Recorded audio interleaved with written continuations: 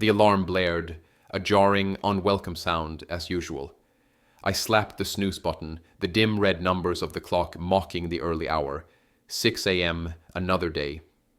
I lay there for a moment longer, the familiar weight of the morning routine pressing down on me. Get up, shower, coffee, commute. It was a rhythm I'd known for years, a comfortable predictability that, until recently, I hadn't questioned.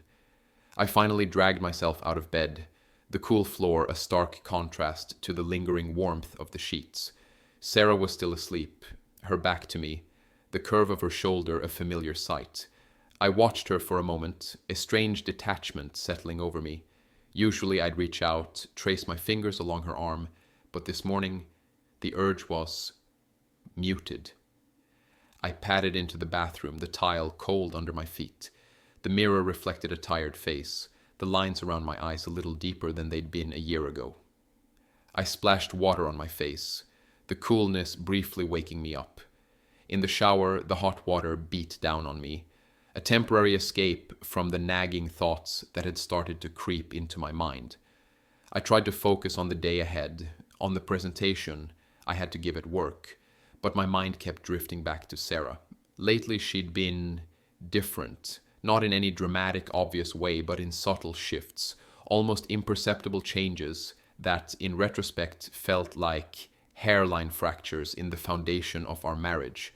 She'd been spending more time on her phone, her fingers flying across the screen, a small, secretive smile playing on her lips. When I'd ask what she was doing, she'd shrug it off, just catching up with friends or scrolling through social media. But the tone, the way she said it, felt guarded. Breakfast was a quiet affair. I made toast and coffee, the familiar ritual, a small comfort. Sarah came into the kitchen, already dressed for work, her hair perfectly styled, her makeup flawless. She looked beautiful, as always, but there was a polished, almost distant quality to her that I couldn't quite place. "Morning," she said, her voice bright, but it didn't quite reach her eyes. "Morning," I replied, trying to sound normal, trying to ignore the knot of unease tightening in my stomach. We sat at the kitchen table, the silence broken only by the clinking of our mugs. I tried to make conversation, asking about her day, but her answers were brief, almost perfunctory. At work, the usual chaos of the office buzzed around me. I worked in marketing, a job that was demanding, but for the most part, fulfilling. My boss, David, was a presence. Charismatic, ambitious, the kind of guy who commanded attention without even trying. He was friendly enough, always had a joke or a pat on the back, but there was something about him that I'd never quite warmed up to.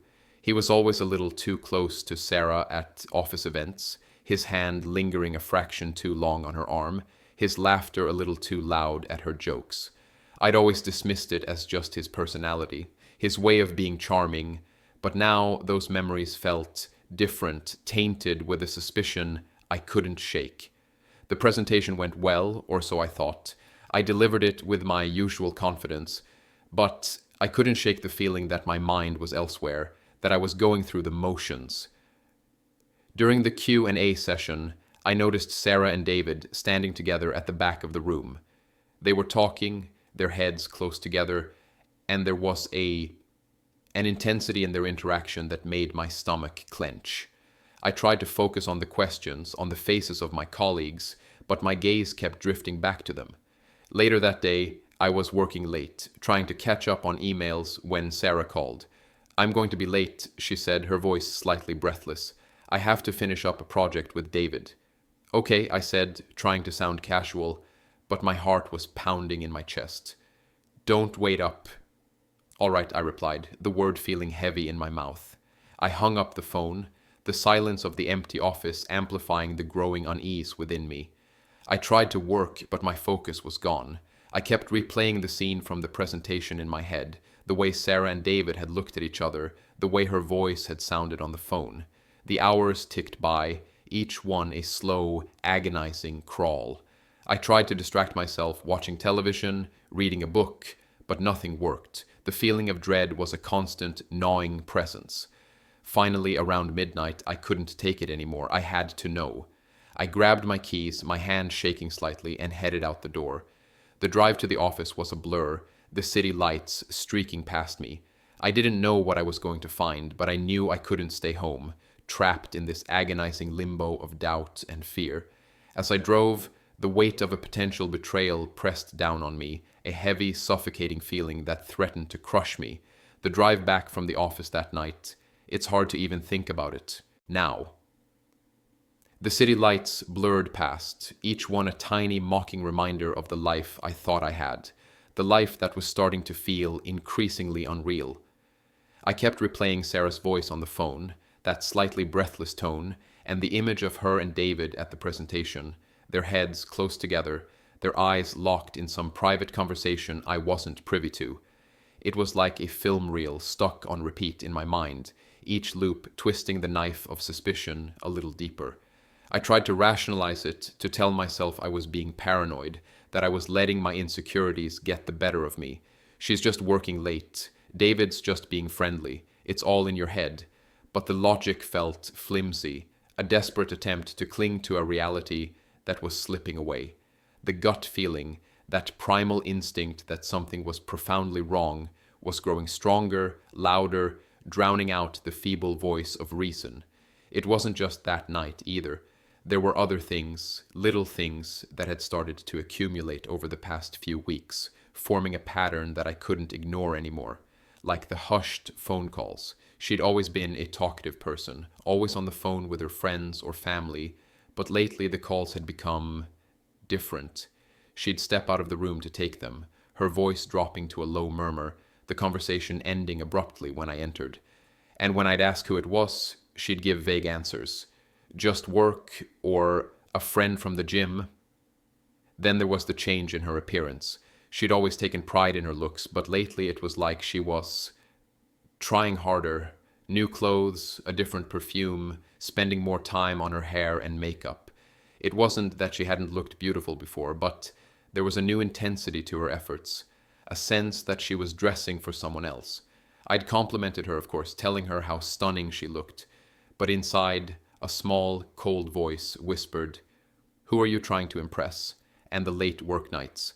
They'd started innocently enough, a few extra hours here and there to meet a deadline. But then they became more frequent, more necessary.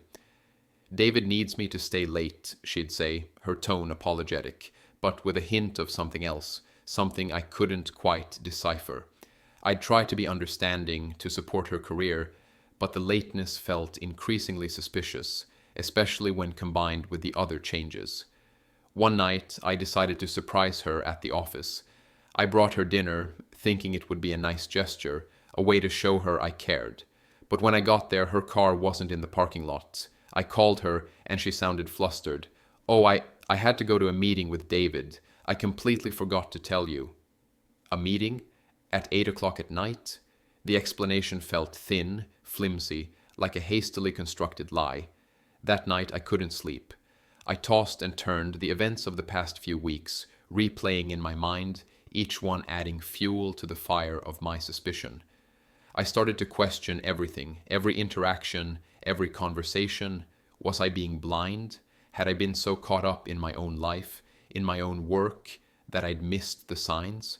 The thought was terrifying, the idea that my marriage, my life, was built on a foundation of lies. I confided in my friend, Mark. We'd been friends since college, and he'd always been a good listener, a voice of reason. I told him about the late nights, the phone calls, the changes in Sarah, the feeling of unease that was consuming me. He listened patiently, his face growing increasingly concerned. It sounds like something's not right, man," he said, choosing his words carefully. "But you need proof. You can't just accuse her without knowing for sure." He was right, of course, but how could I get proof? How could I confront her without knowing for certain? The thought of confronting her, of asking her directly, filled me with a mixture of dread and a desperate, fragile hope that she would deny it all, that I was wrong, that my marriage was still intact. But the hope was fading, shrinking under the weight of the mounting evidence, under the relentless, gnawing feeling that something terrible was happening right under my nose.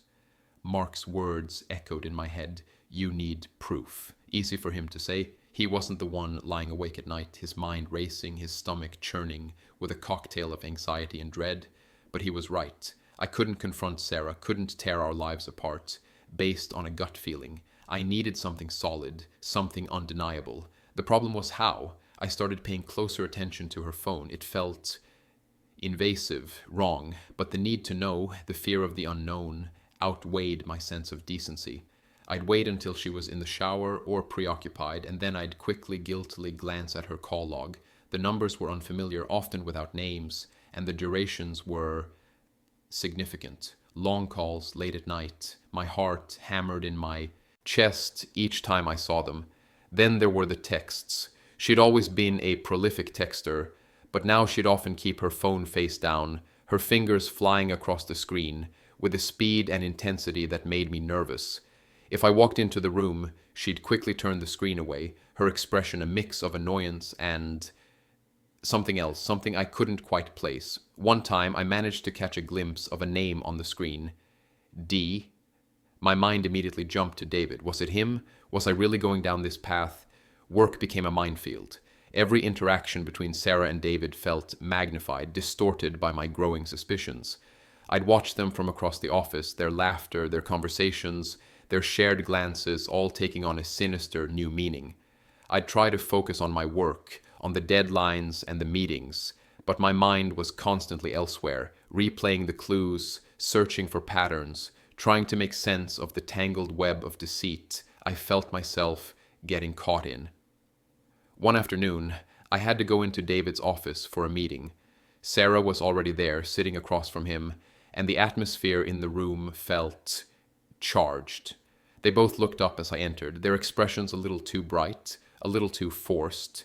David gave me his usual charming smile. "Hey, good to see you." But his eyes flickered to Sarah, a brief, almost imperceptible glance that sent a shiver down my spine.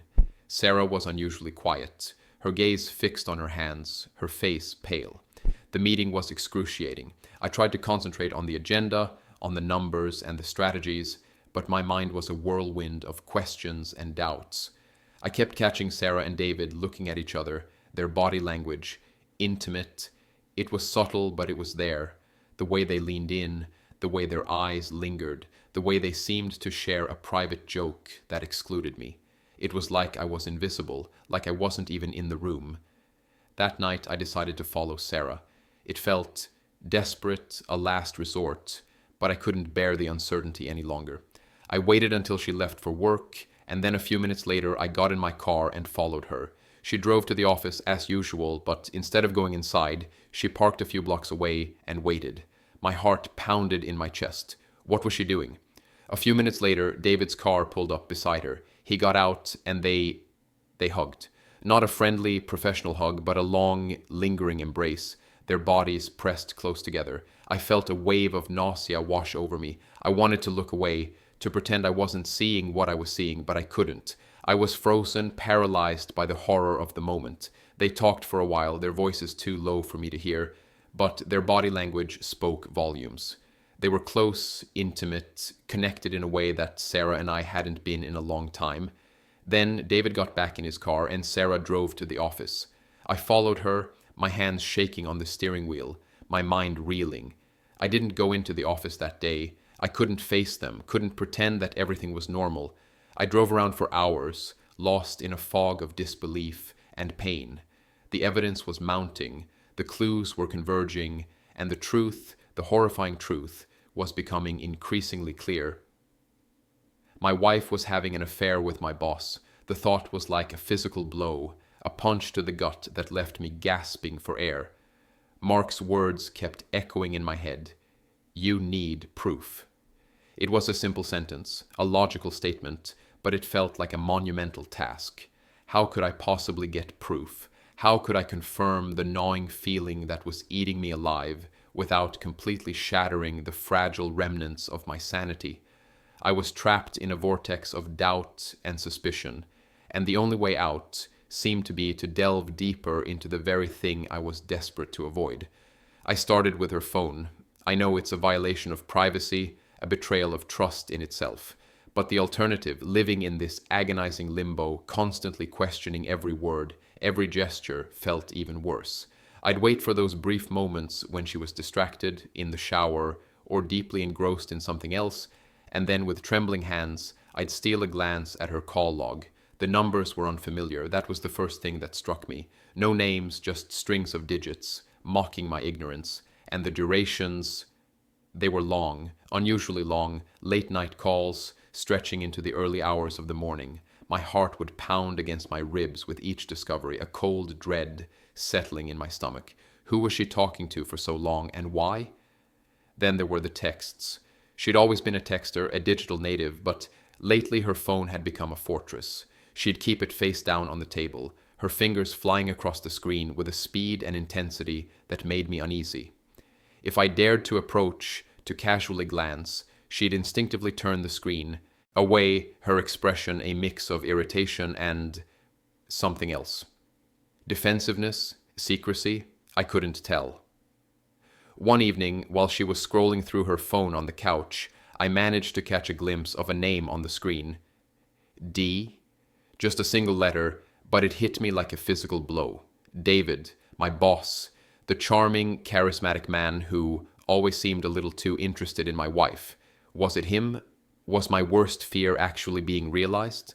Work became a surreal experience. Every interaction between Sarah and David, every shared glance, every casual conversation felt magnified, distorted by my growing suspicions.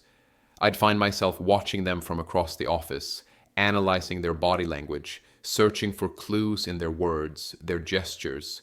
Their laughter, which had once seemed harmless, now sounded like a private joke, a shared intimacy that excluded me. Their shared glances, which I'd previously dismissed as professional courtesy, now seemed loaded with meaning, with a secret language I couldn't decipher. I remember one particularly excruciating meeting. It was a project review, and Sarah and David were presenting together. I tried to focus on the numbers, on the data, on the professional jargon, but my mind was a chaotic whirlwind of doubt and suspicion. I kept catching them looking at each other, their eyes lingering for a fraction of a second too long, their smiles a little too knowing. It was subtle, almost imperceptible to anyone else, but to me, it was deafening. It was like they were in their own world, a world I was no longer a part of. That night, I made a decision, a desperate, impulsive decision, born out of desperation and a desperate need for answers. I decided to follow Sarah. It felt wrong, a violation of her privacy, a betrayal of the trust that was already crumbling, but I couldn't bear the uncertainty any longer. I had to know the truth, no matter how painful it might be. I waited until she left for work, and then, a few minutes later, I slipped into my car and followed her. She drove to the office as usual, but then something strange happened. Instead of parking in the company lot, she parked a few blocks away and waited. My heart started to pound in my chest. What was she doing? A few minutes later, David's car pulled up beside her. He got out, and they embraced. Not a friendly, professional hug, but a long, lingering embrace. Their bodies pressed close together, their arms wrapped around each other with an intimacy that made my stomach churn. I felt a wave of nausea wash over me, a sickening realization that my worst fears were being confirmed. I wanted to look away, to pretend I wasn't seeing what I was seeing, to rewind time and erase this moment from my memory. But I was frozen, paralyzed by the sheer horror of it all. They talked for a while, their voices too low for me to hear, but their body language spoke volumes. They were close, intimate, connected in a way that Sarah and I hadn't been in a long time. Then David got back into his car, and Sarah drove to the office. I followed her, my hands shaking on the steering wheel, my vision blurring with tears. I didn't go into the office that day. I couldn't face them, couldn't bear the thought of pretending that everything was normal, that my life wasn't crumbling around me. I drove aimlessly for hours, lost in a fog of disbelief and pain. The pieces of the puzzle were finally fitting together, the clues were converging, and the horrifying truth was staring me in the face. My wife was having an affair with my boss. The thought was like a physical blow, a punch to the gut that left me gasping for air, the world tilting on its axis, the ground disappearing beneath my feet. The memory of that night is seared into my brain, an indelible mark of betrayal that I know will haunt me for a long time. It started with a phone call, a seemingly innocuous call from Sarah, telling me she was working late again. "Just finishing up a few things with David," she said, her voice sounding too casual, too practiced, the same excuse she'd been using for weeks. But this time, I knew. I knew with a certainty that chilled me to the bone.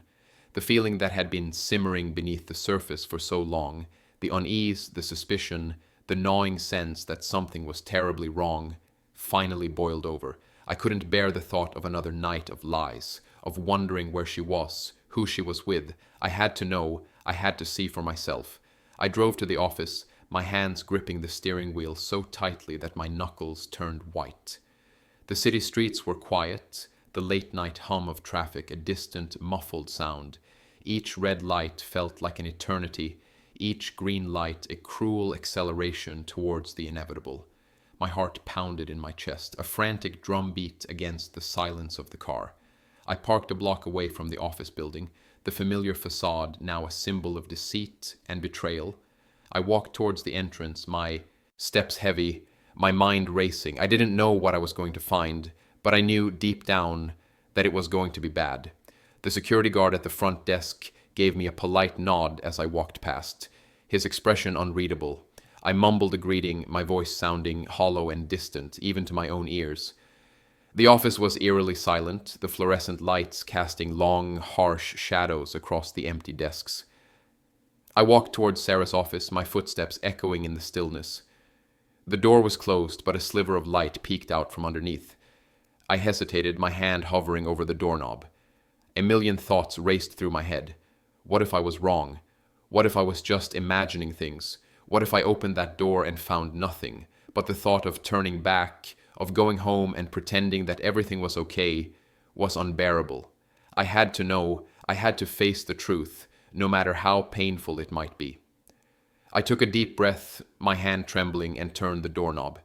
The scene that unfolded before my eyes. It's something I'll never forget. It's etched into my memory with a clarity that is both horrifying and unforgettable. Sarah and David, they were there in her office. The lights were dimmed, casting a soft, almost romantic glow on the room. They were together. My world shattered in that instant. Everything I thought I knew, everything I believed in, crumbled around me. The trust I had placed in Sarah, the love I had felt for her, the life we had built together, it all disintegrated before my eyes. I stood there frozen, unable to move, unable to speak. The air seemed to thicken, to become heavy and suffocating. My breath caught in my throat, a painful, silent gasp. My mind went blank, a white, empty void where my thoughts used to be. I couldn't comprehend what I was seeing. It was like a nightmare, a cruel, twisted joke that I couldn't wake up from. Sarah saw me first. Her eyes widened in shock, her face contorting into a mask of guilt and fear. David turned around, his expression a mixture of surprise and defiance. He didn't look ashamed, he didn't look remorseful, he looked caught. The silence in the room was deafening. It was a silence filled with unspoken words, with shattered promises, with the weight of betrayal. I couldn't speak, I couldn't move, I could only stand there staring at them, my heart breaking into a million pieces. The scene, the image, the raw, brutal reality of what I was witnessing, it was too much. It was too much to process, too much to bear. The pain was like a physical blow, a crushing weight that threatened to suffocate me. I felt like I was drowning, like I was falling into a dark, bottomless abyss. In that moment, everything changed. In that single, devastating instant, my life was irrevocably altered. The trust was gone, the love was gone, the future we had planned together. It was all gone, and I knew with a chilling certainty that there was no going back. The sight of them, it's a scene that replays in my mind, a broken record of betrayal that I can't seem to turn off. Sarah's face, a mask of shock and guilt, David's defiant stare, it's all etched into my memory, a permanent scar on my soul. But amidst the overwhelming chaos of that moment, a strange clarity emerged, a cold, hard certainty that cut through the fog of disbelief and pain. I didn't scream, I didn't yell, I didn't throw things. There was no dramatic confrontation, no tearful outburst. I simply stood there, absorbing the scene, letting the reality of what I was witnessing sink in. And as it did, a single, unwavering thought formed in my mind. It's over. The words echoed in the silence of the room, not spoken aloud, but a firm, undeniable declaration within my own mind. It wasn't a question, it wasn't a possibility, it was a statement of fact. My marriage, my life as I knew it, was finished. Irrevocably, completely, utterly finished. The trust was gone, shattered beyond repair. The love, which had once felt so strong, so unwavering, had evaporated, leaving behind a hollow ache, a gaping wound that I knew would take a long time to heal. And in that moment, I knew there was no going back. There was no salvaging what was left, no patching up the broken pieces. The damage was too profound, the betrayal too deep. I turned and walked out, just like that. No words, no explanations, no accusations. I simply turned my back on them, on that room, on that life, and walked away. It was an instinctive reaction, a primal urge to escape the suffocating atmosphere of deceit and betrayal. I didn't know where I was going, I didn't know what I was going to do, but I knew I had to leave. I walked out of the office building, the cool night air a stark contrast to the stifling heat of the room I had just left. The city lights blurred around me as I walked, my mind numb, my body moving on autopilot. I walked for what felt like hours, the streets passing by in a daze. I didn't think about where I was going. I didn't think about what I was doing. I just walked, trying to escape the memories, trying to outrun the pain. Eventually, I found myself in front of my apartment building. I went inside the familiar surroundings, now feeling alien, unfamiliar. I walked through the empty rooms, each one a reminder of the life I had shared with Sarah, the life that was now shattered. I looked around, taking in the furniture, the decorations, the photos on the walls. It all felt tainted, contaminated by the betrayal I had witnessed. I went to our bedroom, the room where we had slept together for years, the room where we had shared our dreams and our secrets. I looked at the bed where the thought was too much. I couldn't even finish it. I grabbed a suitcase from the closet, my hands shaking, and started to pack. I didn't pack everything, just the essentials: clothes, toiletries, my laptop. I didn't know where I was going to go, but I knew I couldn't stay there. I made a phone call. It was late, but I didn't care. I needed to talk to someone who would understand, someone who would listen without judgment. I called my brother David. He answered on the third ring, his voice groggy with sleep. "Hey, what's up?" he asked. I need your help," I said, my voice barely a whisper. I told him everything, about the suspicions, about following Sarah, about what I had seen. I didn't go into detail. I couldn't. The words were too painful, the memories too raw. I just told him the basics, the bare facts of the betrayal. He listened in silence, his voice growing increasingly concerned. "Where are you?" he asked when I had finished. "I don't know," I said. I'm at the apartment." "I'm coming over," he said. "Don't move." And then he hung up. I sat on the edge of the bed, the suitcase beside me, waiting for him. The minutes ticked by, each one an eternity. I felt numb, empty, hollowed out. The pain was still there, a dull, throbbing ache, but it was distant somehow, like it was happening to someone else, not to me. When David arrived, he didn't say anything. He just hugged me, a long, tight hug that said everything I couldn't. I clung to him for a moment, letting his presence ground me, letting his strength support me. And in that moment, surrounded by the wreckage of my shattered life, I made a decision. I was going to file for divorce, instantly. David stayed with me that night. He didn't push me to talk, didn't offer empty platitudes. He just sat there, a silent, solid presence, a lifeline in the storm that had engulfed me. I didn't sleep, not really. I lay on the couch, staring at the ceiling, the events of the night replaying in my mind, a broken record of betrayal and loss. Every time I closed my eyes, I saw them, Sarah and David. The image burned into my brain, a constant, agonizing reminder of what I had lost. The morning arrived, gray and bleak, mirroring the emptiness I felt inside.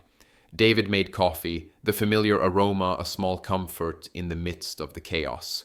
I drank it slowly, the warmth spreading through me, but it couldn't touch the coldness that had settled deep within my bones. I knew what I had to do. The decision I had made the night before, in the immediate aftermath of the betrayal, remained firm, unwavering. I was going to file for divorce. David drove me to the lawyer's office, a lawyer he knew, a friend of his, someone who specialized in family law. The drive was silent, the city waking up around us, oblivious to the personal earthquake that had shattered my life. I stared out the window, the familiar streets now feeling alien, unfamiliar. Everything I had taken for granted, everything I had assumed to be constant and unchanging, was now up in the air, teetering on the edge of collapse. The lawyer's office was sterile, professional, impersonal. It felt like a place where lives were dissected, where relationships were reduced to legal jargon and financial settlements. I sat in the waiting room, the silence broken only by the muffled sounds of phones ringing and keyboards clicking. I felt numb, detached, like I was watching someone else's life unfold, a tragic drama playing out before my eyes. The lawyer, a woman named Miss Evans, was efficient and direct. She listened to my story, her expression impassive, her questions precise. I told her about the suspicions, about following Sarah, about what I had seen. I didn't go into detail, I couldn't. The words were too painful, the memories too raw. I just gave her the facts, the bare bones of the betrayal. She asked about the relationship, about our finances, about any shared assets. It felt clinical, reducing the years I had spent with Sarah, the life we had built together, to a series of legal questions and financial considerations. It was a stark reminder of the cold reality of divorce, the brutal practicality of severing a bond that had once seemed unbreakable. She explained the process, the paperwork, the timelines. She talked about custody, we didn't have children, about property division, about alimony. It was overwhelming, a tidal wave of legal jargon and financial implications that threatened to drown me. I tried to focus, to absorb the information, but my mind kept drifting back to Sarah, to the life we had shared, to the betrayal that had brought me to this point. Signing the papers, that was the hardest part. Each signature felt like a final nail in the coffin of my marriage, a formal acknowledgement that it was truly over. My hand trembled as I signed, the ink blurring slightly on the page.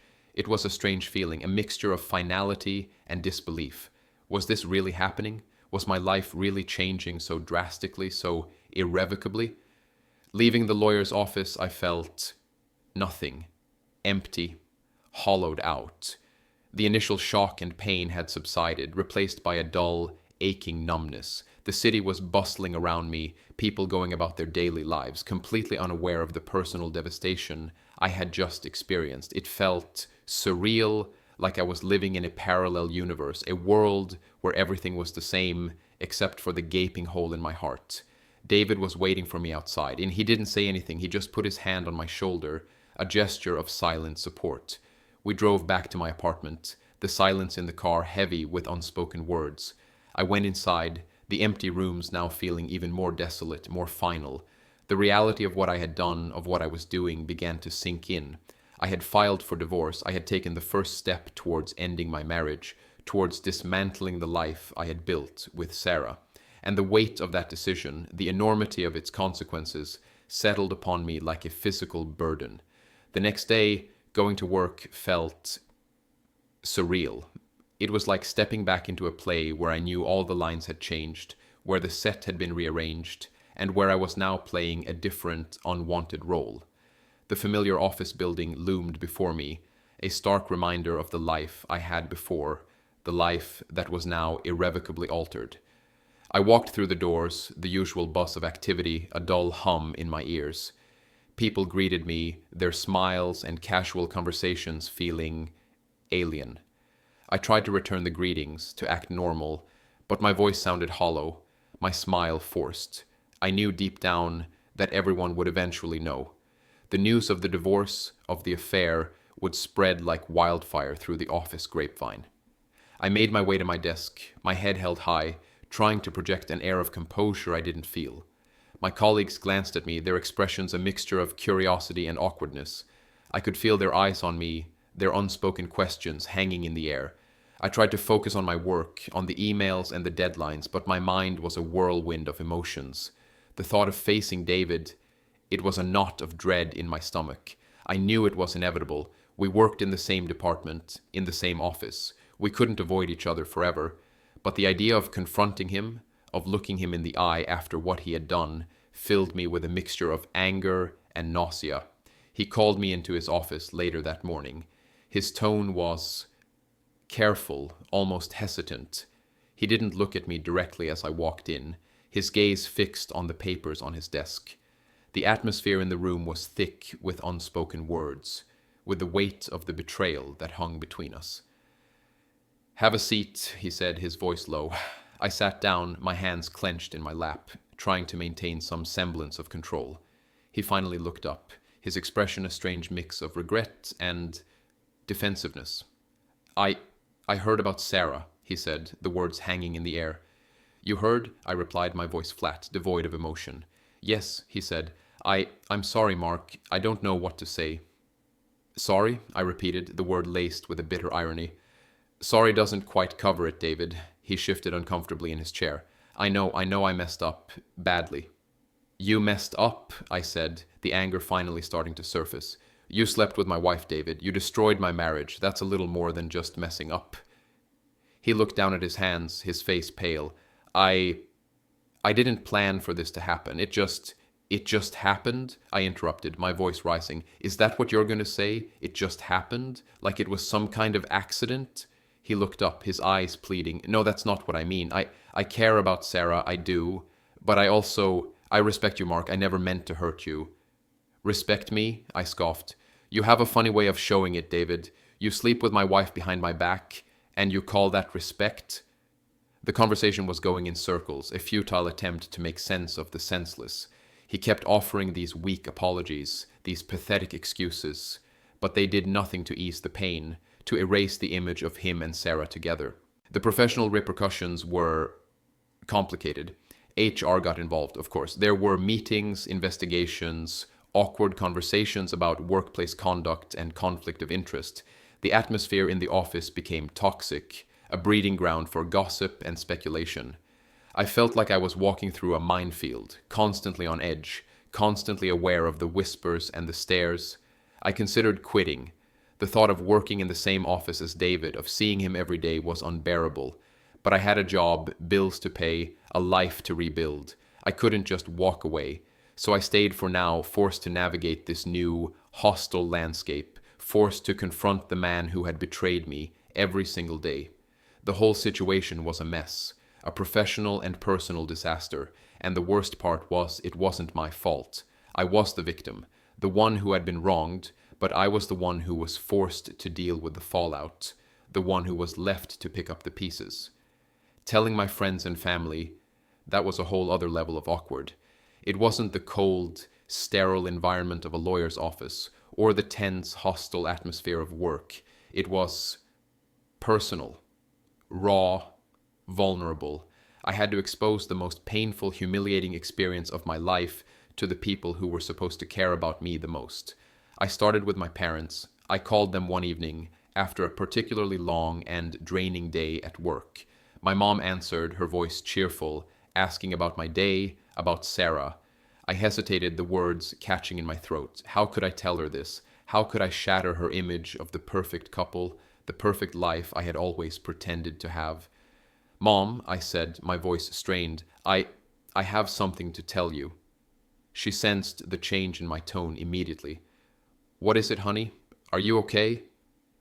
I took a deep breath, the words coming out in a rush. "Sarah and I, we're getting a divorce. She was having an affair." The silence on the other end of the phone was deafening. I could hear her breathing, but she didn't say anything for a long moment. "Oh, Mark," she finally said, her voice filled with shock and disbelief. I don't know what to say. I'm so sorry. How long?" I told her about the changes I had noticed in Sarah, about my suspicions, about catching them. I left out the details, the graphic images that still haunted my dreams. I couldn't bear to relive them, not even for my own mother. My dad was more practical, more concerned with the logistics. Are you okay? Where are you staying? Do you need anything? He offered to come over to help me move my things, to just be there. Their support, their unwavering love, was a small comfort, a reminder that even in the midst of this personal catastrophe, I wasn't completely alone. Telling my friends was different. Some were shocked, offering words of sympathy and support. They listened patiently as I recounted the events, their faces growing increasingly grim. They offered to take me out, to distract me, to help me forget, even for a little while. Their friendship, their camaraderie was a welcome distraction, a brief respite from the constant ache in my heart. But some didn't know what to say. They were awkward, uncomfortable, their words stilted and forced. They didn't know how to react to my pain, to my vulnerability. They offered platitudes, cliches, things they thought they were supposed to say, but that felt empty and hollow. It was a stark reminder that even the closest of friendships can be tested by such a traumatic event. Then there were the questions, the endless probing questions. Why? How long? With who? Did you see it coming? People were curious, fascinated by the drama, by the sordid details of the affair. I understood their curiosity, but it felt invasive, a violation of my privacy. I wanted to scream, "It's none of your business. This is my pain, my life." But I held my tongue, offering vague answers, deflecting the more personal inquiries. The social fallout was messy. People took sides, of course. Some rallied around me, offering their unwavering support. Others, they were more sympathetic to Sarah, citing her career, her ambitions, her need for something more. It was like I was caught in the middle of a war, a battle for social acceptance and moral justification. I learned a lot about people during that time, about their capacity for empathy, their ability to support, and their willingness to judge. I realized that some people were there for me unconditionally, no matter what, and others, they were more interested in the gossip, in the drama, in the salacious details of my shattered life. Navigating the social landscape after such a public and painful betrayal was exhausting. It felt like I was constantly on display, my every move scrutinized, my every word analyzed. I longed for anonymity, for the ability to just disappear, to escape the constant scrutiny and the awkward conversations. But I knew that wasn't possible. I had to face the world, to rebuild my life, one painful, awkward conversation at a time. The legal proceedings of the divorce, the practicalities of dividing assets, the logistical nightmare of separating our lives, all of that felt almost secondary, a necessary evil, a cold, clinical process that had to be endured. But the real battle, the true war, was the one raging inside me. The emotional fallout, the sheer weight of the betrayal, that was the true test of my strength. The anger was a constant companion, a burning, simmering rage that threatened to consume me.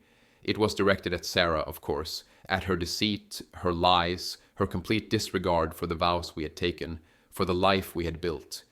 But it was also directed at myself, at my own naivete, my own blindness, my own inability to see the signs. How could I have been so stupid, so trusting, so utterly, completely clueless? The anger would come in waves, crashing over me without warning. A trigger, a song on the radio, a familiar scent, a shared memory would send me spiraling back to that night, to the image of them together, and the rage would consume me. I'd clench my fists, my jaw tight, my body trembling with the force of it. I wanted to lash out, to scream, to break things, but there was no one to lash out at. Sarah was gone, physically and emotionally, and the anger, the raw, burning anger, remained, trapped inside me, festering. The sadness was a different beast. It was a deep, aching grief, a profound sense of loss. It wasn't just the loss of Sarah, though that was a significant part of it. It was the loss of everything we had been, everything we had planned to be. The future we had envisioned together, the dreams we had shared, the life we had built. All of it was gone, reduced to ashes by her betrayal.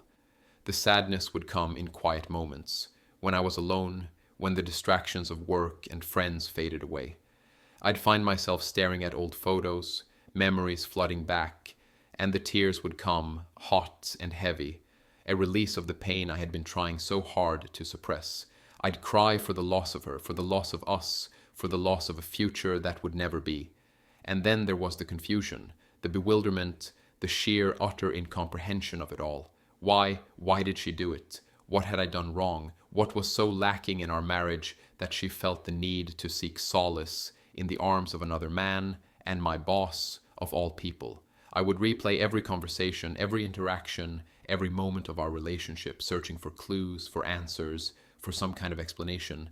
But there were no answers, no easy explanations, just a gaping void of uncertainty and a relentless, gnawing feeling that I would never truly understand. The confusion was a constant companion, a fog that clouded my judgment, that made it difficult to think clearly, to make decisions, to move forward. The self-blame was insidious. It crept in during the quiet moments, whispering doubts and insecurities. Was I not good enough? Was I not attentive enough? Was I too focused on my work? I would dissect every aspect of our relationship, searching for flaws in myself, for reasons to justify her actions. It was a dangerous game, a self-destructive spiral that threatened to consume me. I knew intellectually that I wasn't to blame, that her choices were her own, but emotionally it was harder to accept. The feeling that I had somehow failed, that I had driven her away, was a heavy burden to bear. The struggle to process all of this was exhausting.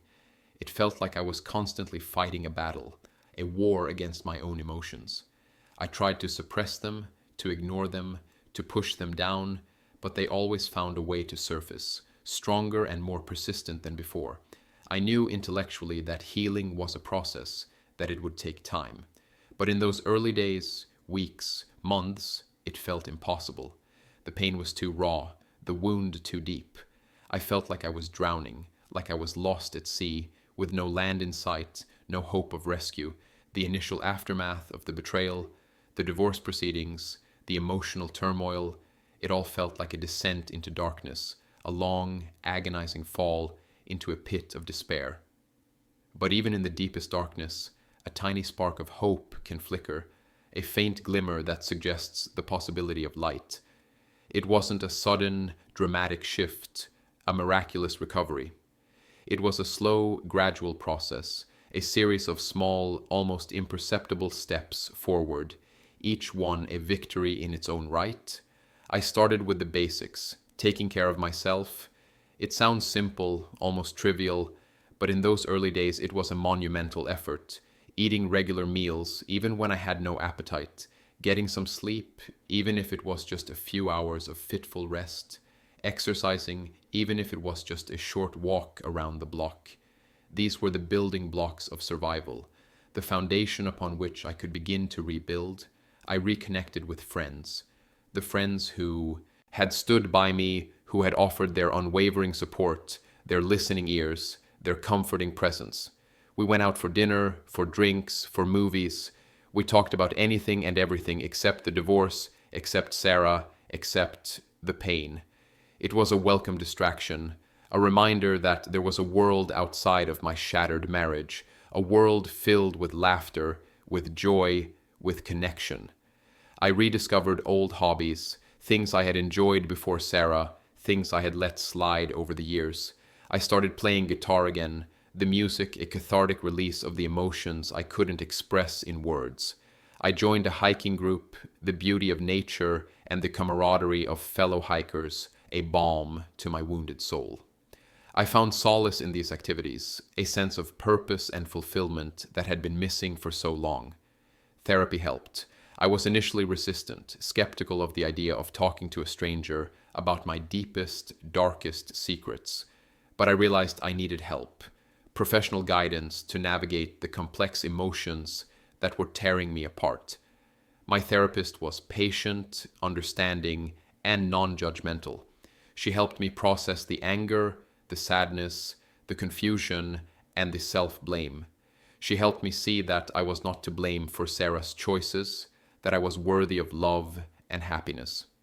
The healing process was not linear. There were setbacks, relapses, moments when I felt like I was back at square one.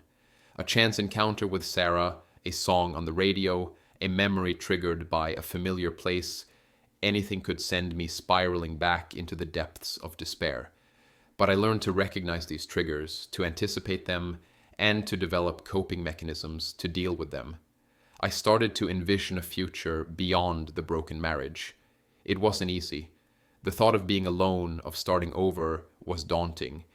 But I realized that I had a choice. I could either let the betrayal define me, let it consume me, let it dictate the rest of my life, or I could choose to move forward, to learn from the experience, to grow from the pain, and to create a new, fulfilling life for myself. I started to meet new people. I wasn't looking for a relationship, not yet, but I was open to connection, to friendship, to the possibility of finding someone who understood me, someone who appreciated me for who I was. I went to social events, joined clubs, and engaged in activities that interested me. It was scary putting myself out there again, making myself vulnerable after being so deeply hurt. But it was also exhilarating, a sense of freedom and possibility. The pain didn't disappear completely. The scars of the betrayal remained, a reminder of what I had lost. But they started to fade, to become less sharp, less raw. And in their place, something else began to emerge: resilience, strength, and a newfound sense of self-worth. I learned that I was stronger than I thought, that I could survive even the most devastating of losses, that I could rebuild my life, even after it had been shattered into a million pieces, and that even in the aftermath of betrayal, hope could still blossom, and happiness could still be found. The journey was long, and it was hard, but I came out of it changed. Not the same person I was before, but a stronger, more resilient, and ultimately more hopeful version of myself.